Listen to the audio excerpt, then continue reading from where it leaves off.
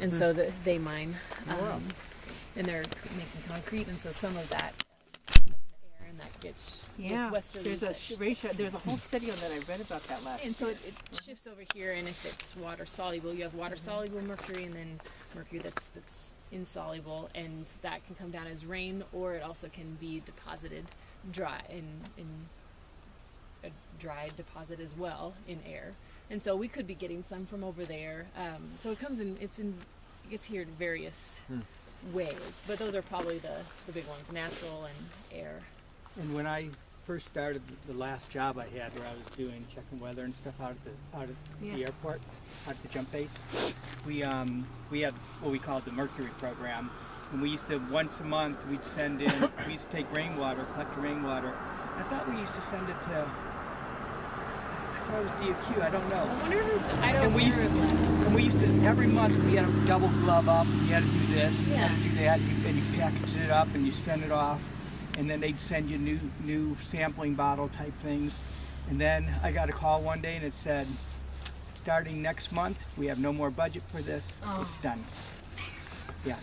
And it was something that it was, you had to be real careful doing that, doing the sample, making sure you didn't contaminate. Right. And some people were like, well, I don't really want to do it because it has mercury. And I go, all we're doing is it's rainwater.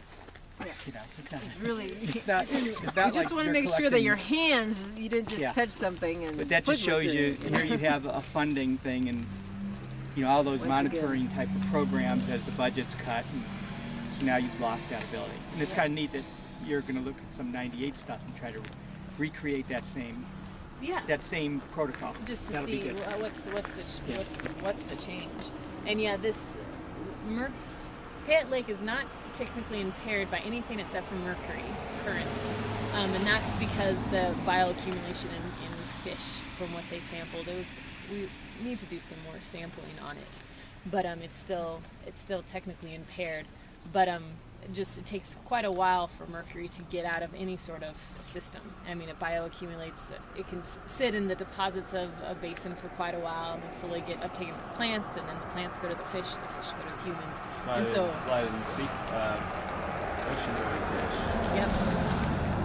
Collection because it takes so long for it to get out of the. Yeah, and so it's even though so we might have very minimal inputs currently of mercury, but it's getting out of the system, and so we need to do some more sampling. I wonder the history of that jerky plant, because we were also being investigated. McCall was being investigated as a hotspot for cancer. We had you guys remember this brain cancer? Brain and breast. Yeah. You almost kind of jump ahead and make an association that may not be there, but you. Right, and and that could not have that may not be our source. So that's also another thing to consider. But we have it naturally in our system quite a bit. So it's the batholith. I think that the batholith has the phosphorus and the mercury and things like that. Mm-hmm. But so. Well, McCall is pretty high on radon, doesn't it? I think it's the batholith. Yeah, it's just the rock source. It's the everything comes down to geology. Yeah. John Riggs' fault. Hey, is he giving his presentation yet? Yeah. Oh, I was thinking I would sit in on that. I love listening to John.